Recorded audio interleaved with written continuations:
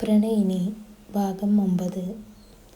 ഫ്ലാറ്റിലെ തൻ്റെ മുറിയിൽ കയറിയ ആരു വേഗം തന്നെ ഡോർ അടച്ച ശേഷം ഒരു പൊട്ടിക്കരച്ചിലൂടെ നിലത്തേക്ക് ഇരുന്നു പോയി. കാരണം അത്രമേൽ ആ കാഴ്ച അവളുടെ മനസ്സിനെയും ഹൃദയത്തെയും മുറിപ്പെടുത്തിയിരുന്നു. താനിപ്പോൾ തനിച്ചു നിന്നാൽ തന്നെക്കൊണ്ട് ഒന്നിനും കഴിയില്ല എന്നോർത്ത അവൾ വെപ്രാളത്തോടെ ബാഗെടുത്ത് അതിൽ നിന്നും ഫോൺ എടുത്ത് അപ്പുവിനെ വിളിക്കാൻ ഒരുങ്ങവേ കോളിംഗ് ബെൽ അടിയുന്ന ശബ്ദം കേട്ട അവൾ ഒരു നിമിഷം അങ്ങനെ നിന്നു. ഏട്ടൻ വന്നത് അപ്പുവാണെന്ന് വിചാരിച്ചുകൊണ്ട് അവൾ വേഗം തന്നെ മുറിയിൽ നിന്നിറങ്ങി ഹാളിലെ ഡോർ പോയി തുറന്നു. ഏട്ടാ!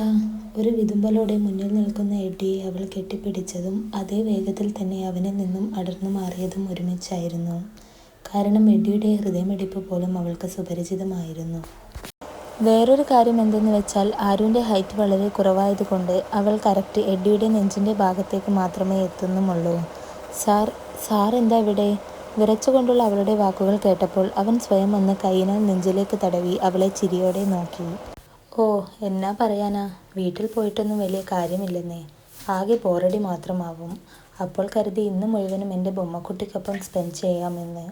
അതും പറഞ്ഞ് അവളുടെ തൊടുത്ത കവിളിൽ 2 കൈകൊണ്ടും ഒന്ന് പിടിച്ചു വലിച്ചുകൊണ്ട് അവൻ കുറുമ്പ് നിറഞ്ഞ മുഖത്തോടെ അകത്തേക്ക് കയറി.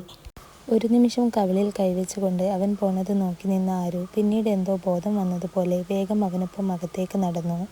അപ്പോൾ അവനെ കണ്ട നിമിഷം മുതൽ അവൾ അത്രയും നേരം അനുഭവിച്ച സങ്കടവും വിഷമവും ഒറ്റപ്പെടലുമൊക്കെ എങ്ങോ പോയതുപോലെ അവൾക്ക് തോന്നി.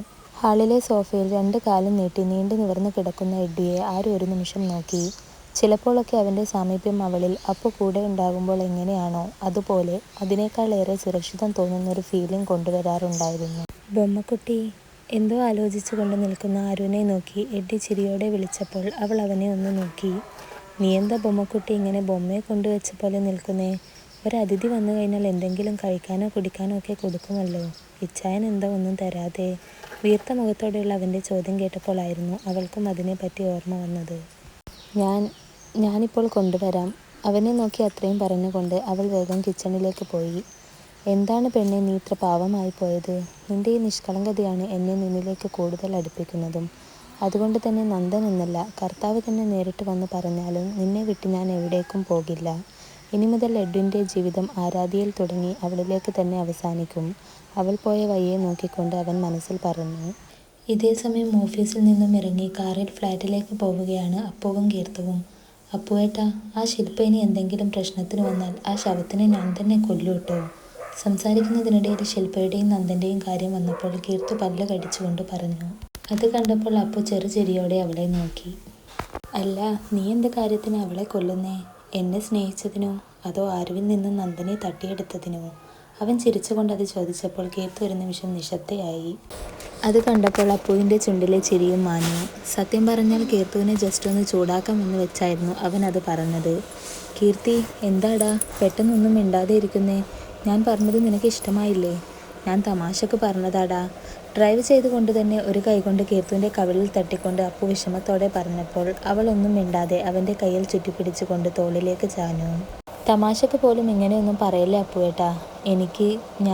എൻ്റെ അല്ലേ, എൻ്റെ മാത്രമാണ് നിങ്ങൾ. അപ്പുവേട്ടനൊപ്പം വേറൊരു പെണ്ണിനെ ചേർത്ത് വെച്ച് പറയാനോ ആലോചിക്കാൻ പോലും എനിക്കാവില്ല. ഇനി അങ്ങനെ പറയല്ലേ. അതും പറഞ്ഞുകൊണ്ടവൾ വിതുമ്പലോടെ അവൻ്റെ തോളിൽ മുഖം അമർത്തിയപ്പോൾ അവളെ ഒന്ന് നോക്കിക്കൊണ്ട് അവൻ കാർ ഒരു സൈഡിൽ കൊണ്ടുപോയി നിർത്തി. ശേഷം കീർത്തുവിൻ്റെ ഇടുപ്പിൽ കൂടെ കൈയിട്ട് തന്നിലേക്ക് ചേർത്ത് പിടിച്ചുകൊണ്ട് അവൻ അവളെ നെഞ്ചിലേക്ക് അണച്ചു പിടിച്ചു. കീർത്തി, ദേ എൻ്റെ ഈ ഹൃദയം മിടിക്കുന്നത് പോലും നിനക്ക് വേണ്ടിയല്ലടി. നീ കഴിഞ്ഞിട്ടല്ലേ എനിക്ക് ആരൂട്ടി പോലുമുള്ളൂ. അപ്പോൾ പിന്നെ എൻ്റെ കുഞ്ഞിന് എന്താ ഇങ്ങനെ വിഷമം? ആരെന്ത് പറഞ്ഞാലും ചെയ്താലും കീർത്തി എന്നും അർണവിന് സ്വന്തമായിരിക്കും. അതുപോരെ എൻ്റെ വാവക്ക്?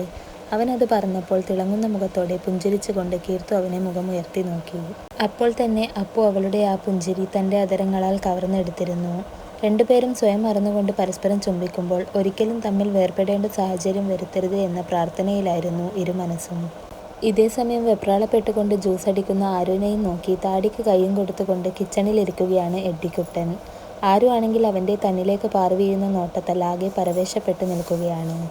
ഒടുക്കം എങ്ങനെയൊക്കെയോ ജ്യൂസ് അടിച്ചുകൊണ്ട് അവൾ അത് വലിയൊരു ഗ്ലാസ്സിലേക്ക് ഒഴിച്ച് എഡ്ഡിക്കരികിലേക്ക് എത്തി അവന് നേരെ നീട്ടിയപ്പോൾ അവൻ അത് വാങ്ങാതെ അവൾക്ക് മുന്നിൽ വായ മാത്രം തുറന്നു കാട്ടി.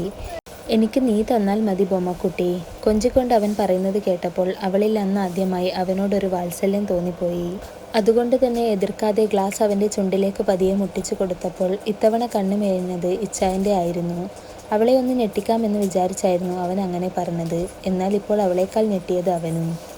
ആദ്യത്തെ പകപ്പ് മാറിയതും അവൻ സന്തോഷത്തോടെ അവൾ നൽകിയ ജ്യൂസ് കുടിക്കാൻ തുടങ്ങി. കുടിച്ച് ലാസ്റ്റ് കുറച്ച് ബാക്കിയായപ്പോൾ പെട്ടെന്ന് തോന്നിയ കുസൃതിയിൽ എഡ്ഡി ആ ഗ്ലാസ് അവളുടെ കയ്യിൽ നിന്നും വാങ്ങി ആരുവിൻ്റെ ചുണ്ടിൽ മുട്ടിച്ചപ്പോൾ അവൾ അവൻ്റെ കണ്ണിലേക്ക് തന്നെ നോട്ടമെറിഞ്ഞുകൊണ്ട് ബാക്കി വരുന്ന ജ്യൂസ് കുടിക്കാൻ തുടങ്ങി. അവൾ കുടിക്കുന്നത് നോക്കി പുഞ്ചിരിയോടെ പ്രണയത്തോടെ അവൻ ഇരുന്നു. പുതും. എന്നാൽ പെട്ടെന്ന് എന്തോ ശബ്ദം കേട്ട് ഞെട്ടിക്കൊണ്ട് കിച്ചൺ ഡോറിലേക്ക് നോക്കി അവർ കാണുന്നത് ചക്ക വെട്ടിയിട്ട പോലെ നിലത്ത് വീണ് കിടക്കുന്ന കീർത്തുവിനെയും അവൾക്കരികിൽ കണ്ണും മിഴിച്ച് വായും തുറന്ന് നിൽക്കുന്ന അപ്പുവിനെയുമാണ്. അപ്പോൾ അവരുടെ ആ അവസ്ഥ കണ്ടപ്പോൾ തങ്ങളുടെ പ്രവൃത്തി കാരണമാണ് അതുണ്ടായത് എന്ന ഓർമ്മയിൽ എഡ്ഡി അവരെ നോക്കി ഇളിച്ചു പിടിച്ച് നിന്നപ്പോൾ ആരു പേടിയോടെ എഡ്ഡിക്ക് പുറകിൽ പോയി നിന്നു.